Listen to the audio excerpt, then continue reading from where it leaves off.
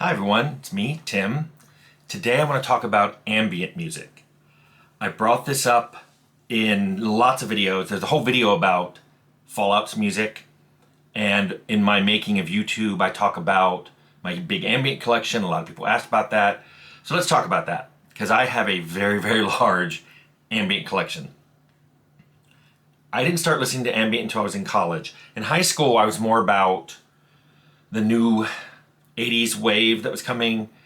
Depeche Mode, Flock of Seagulls, Tears for Fears, Human League, Cars. That's what I tended to listen to in high school.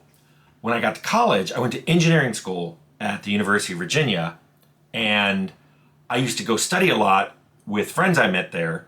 And it was interesting, we're all different. There was Donna was electrical engineering, Layla was aerospace, I was computer engineering. They had an apartment off campus that was nice and quiet. We'd go there to study. Layla put on an album. She said, "This is my brother's album, but it's good to study to." It was Jean-Michel Jarre, Equinox. I don't think I studied that evening. I just kept listening to this album on repeat. I went out and bought it, bought Oxygen, which I discovered I already knew because a local TV station, I grew up right outside Washington, D.C., in Alexandria. A local TV station played it as their late night movie background when they were introducing the movie.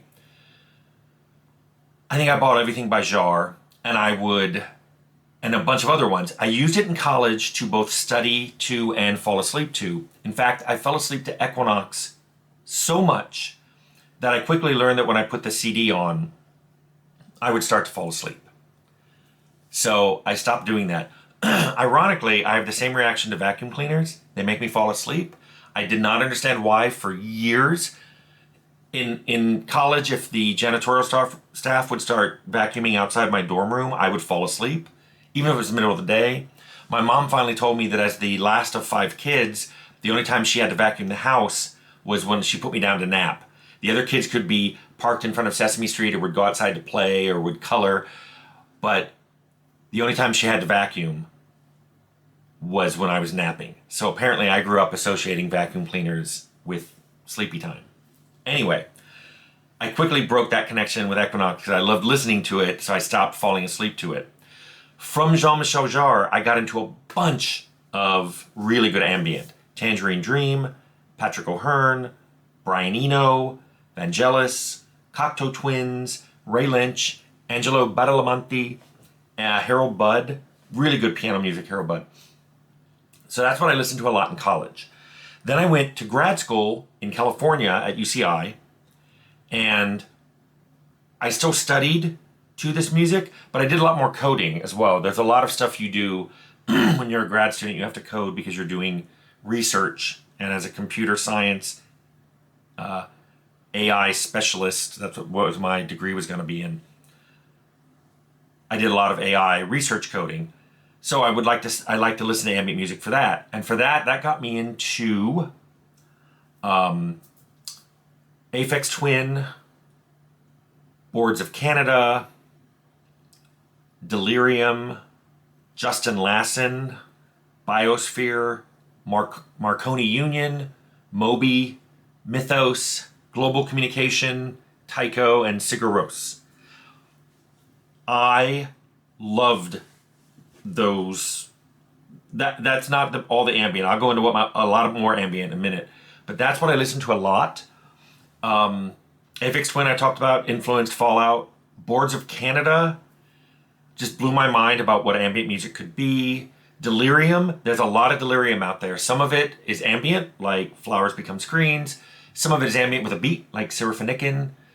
I can't code to that, but I can debug to it. Make of that what you will. Karma, I listen to on repeat while making Fallout. But usually when I was doing non-coding work, there's a lot of vocals on Karma.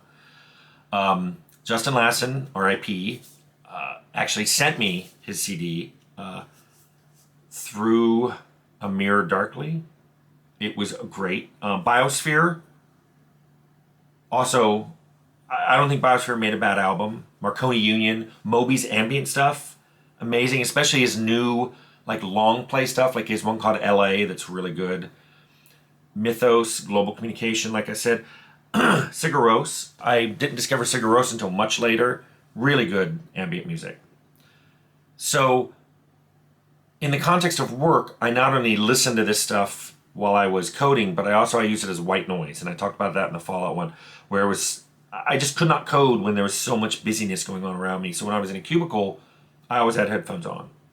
Later on, when I had an office, I usually had ambient music playing really lightly out of the speakers facing me.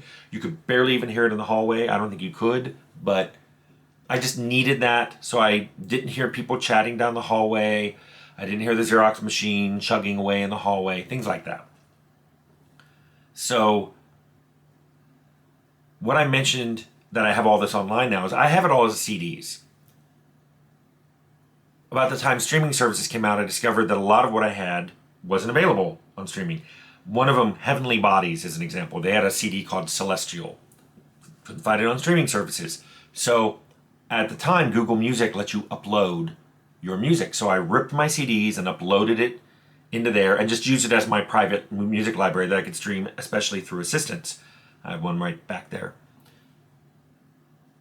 That's what I was referring to when I said I'll have all this music online. It's not stuff I can share with you, and it's not even stuff I can play here, but it's what I use to listen to. And I have lots and lots of different playlists that I've broken them down into different things. The two biggest ones are ambient and dark ambient.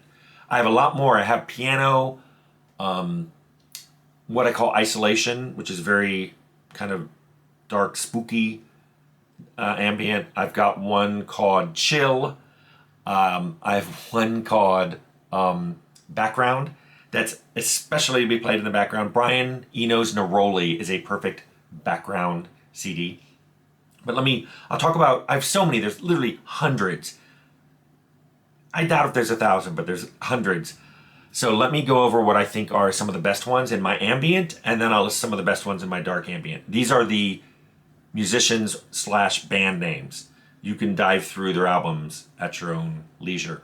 Woob, for ambient, Woob, Amorphous Androgynous, David Sylvian, Ryuichi Sakamoto, Jah Wobble, William Orbit, Nusrat Fateh Ali Khan, Future Sound of London, Ulrich Schnaus, Mystical Sun, Laraji, Solar Fields, Loess, Crown Invisible, Dilate, Hoover Network, Troika, The Band, not my old company.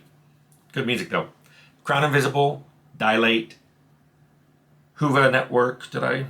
Oh yeah, sorry, messed up. Geodesm, John Hassel, Kevin Braheny, Howie B, and Hubert Noir.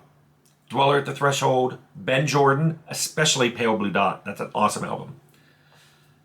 David Helping, Cliff Martinez, General Fuzz, Cyberzen Sound Engine, Mike Oldfield, also his brother Terry Oldfield.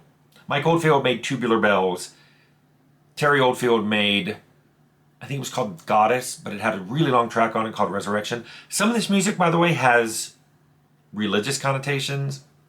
I don't care about that. If it was good music, I like to listen to it.